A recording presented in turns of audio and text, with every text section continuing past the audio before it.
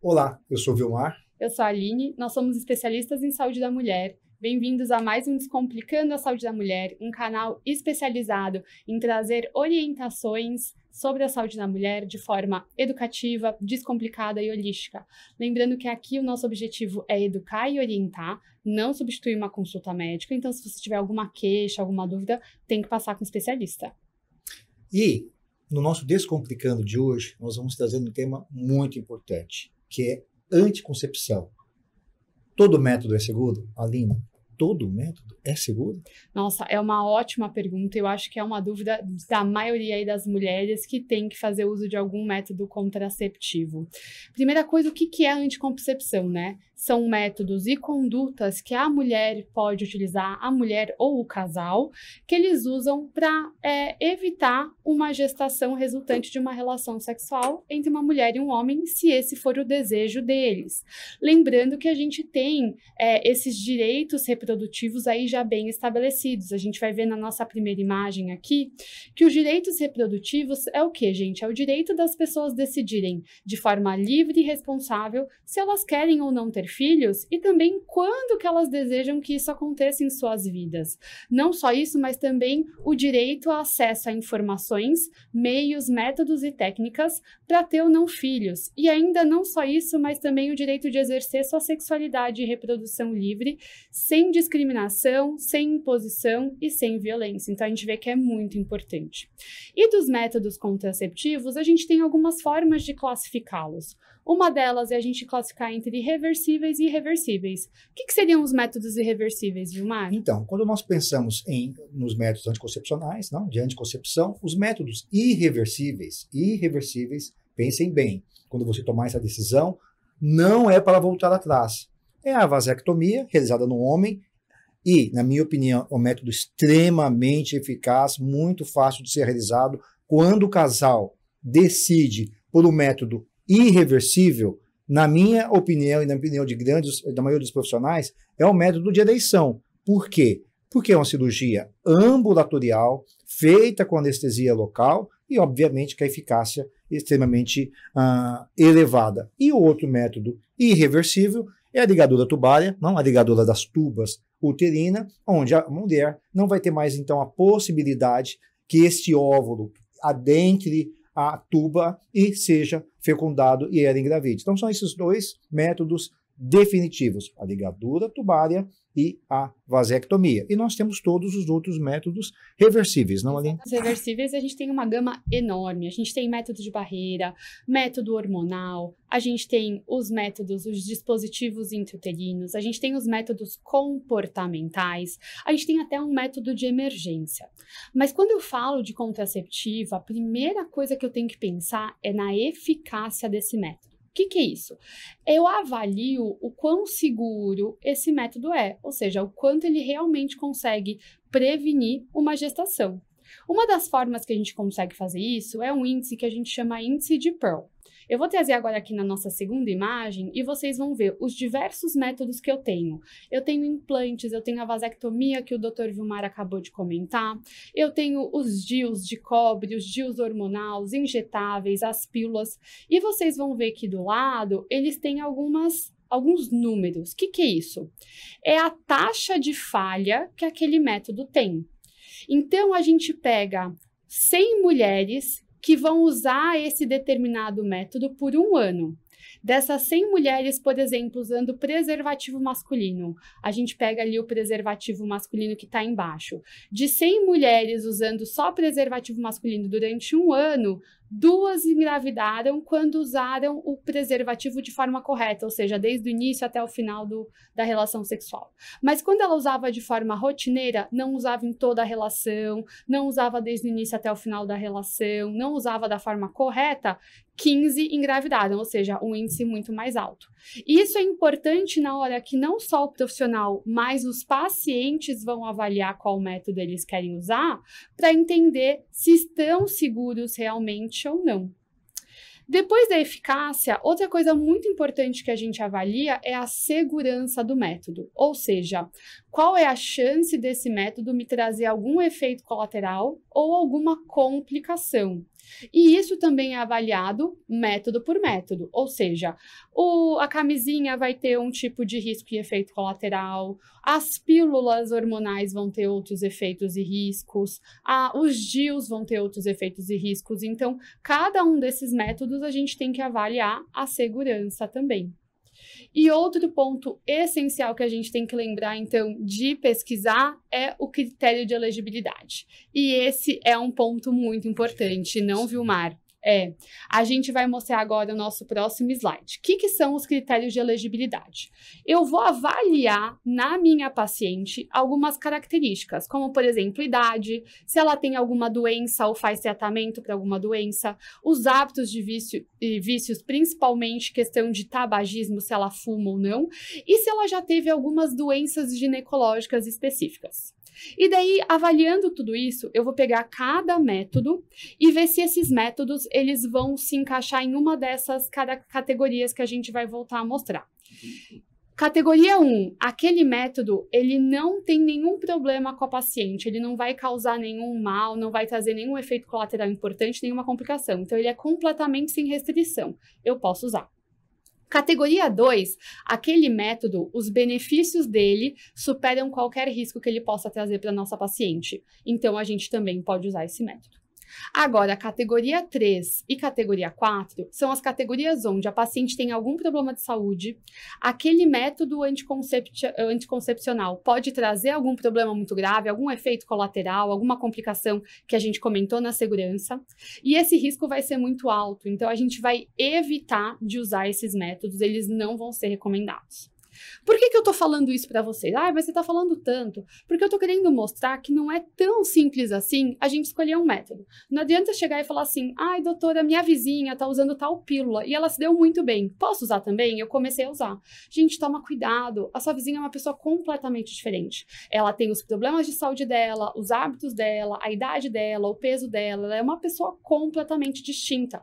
Então, se deu certo para ela, não quer dizer que vai dar certo para você e nem que é seguro e eficaz para você.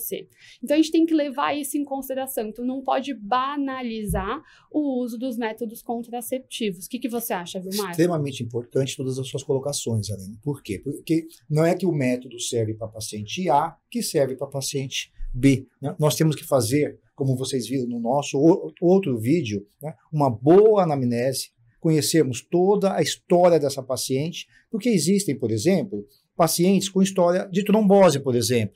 Eu não posso prescrever para essa paciente estrogênio. Às vezes é uma paciente fumante, tabagista. Será que vale a pena eu prescrever para ela anticoncepcional? Não. É uma paciente que já tem um histórico de inflamação pélvica prévia. Será que vale a pena colocar nessa paciente um dispositivo intrauterino? Então, nós vamos avaliar paciente por paciente e determinar qual que é o melhor método para ela, né? Se vai ser um método definitivo, se vai ser um método de barreira, se vai ser um dispositivo intrauterino, se vai ser um anticoncepcional hormonal, que pode conter estrogênio, pode conter estrogênio mais progesterona, pode conter só progesterona, se vale a pena colocar um implante nesta paciente, não? Por quê? Porque existem várias características. Por exemplo, você pega uma paciente que tem muita dificuldade de se organizar na utilização de um anticoncepcional hormonal oral, uma pílula, diariamente. Então, essa paciente, obviamente que ela vai esquecer de tomar um anticoncepcional. Então, talvez para ela seja mais interessante uma injeção, um implante ou mesmo um dispositivo intrauterino. Então, todas essas variáveis vão ser levadas em consideração na hora de determinar o melhor método para o paciente. Mas, Aline, tem paciente que chega no consultório e fala assim, doutor, eu não quero usar nenhum desses métodos. Na realidade, a minha religião contraindica eu usar esses métodos. E eu tenho que usar os métodos tradicionais, habituais, que são me adequar frente ao meu fluxo menstrual, à minha data da última menstruação, a quantidade de muco vaginal, esses métodos comportamentais. O que você poderia falar sobre esses métodos comportamentais? Eles são tão eficazes quanto os outros? Porque na sua tabela não estava projetado os métodos comportamentais. Não, realmente a gente pega essas pacientes, sim. E eu acho que o importante também é a gente conhecer a paciente e entender as expectativas, as necessidades de cada paciente. Então, se essa é uma necessidade da paciente, ela pode sim usar os métodos comportamentais. Ela tem que ser uma paciente muito consciente do próprio corpo, conhecer bem o seu ciclo menstrual, para conseguir tentar definir de forma mais pontual e mais precisa o seu período fértil, para que nesse período ou ela se abstenha de ter relação ou ela use algum método de barreira se não for contra a sua religião e os seus ditames, tá? E ela tem que estar só ciente de, claro, que a eficácia não é tão boa quanto outros métodos. E, infelizmente, não, Aline, tem várias pacientes que acabam nos ligando, na realidade. Fala, doutora, eu não estava usando nenhum método, tive a relação desprotegida, já fazem 2, 3 dias. O que eu posso fazer agora? E aí a gente entra numa outra opção de método contraceptivo, que são as contracepções de emergência. E o nome já diz tudo, hein, pessoal? É de emergência, é para ser usado pontualmente. Não é para usar de forma corriqueira, como método contraceptivo. Depois de toda a relação eu tomo. Porque é uma dose muito alta, tem efeitos colaterais muito importantes, a eficácia não é 100%, então tem que ser usado de forma pontual. Eu acho importante a gente lembrar que método contraceptivo, apesar de ser muito bom, ele tem que ser alinhado às expectativas e desejos da paciente, ao estilo de vida, como o Dr. Vilmar falou anteriormente, que ele comentou em relação às pacientes que têm um estilo de vida um pouco mais corrido, que não consiga talvez lembrar de tomar métodos. E lembrar também que os métodos não são mil maravilhas, têm seus efeitos colaterais. E isso tem que ser bem orientado, bem explicado para as pacientes, para que elas saibam o que esperar quando usam aquele método. Outra coisa importante para falar é sobre a legislação. O que a legislação brasileira fala sobre os métodos definitivos, laqueadura e vasectomia? Agora, em 2022, a gente teve uma mudança na legislação, onde eu tive uma redução da idade. Mulheres e homens podem ser submetidos à cirurgia definitiva a partir de 21 anos de idade e não precisam ter não tem um número de filhos específico como tinha na legislação anterior.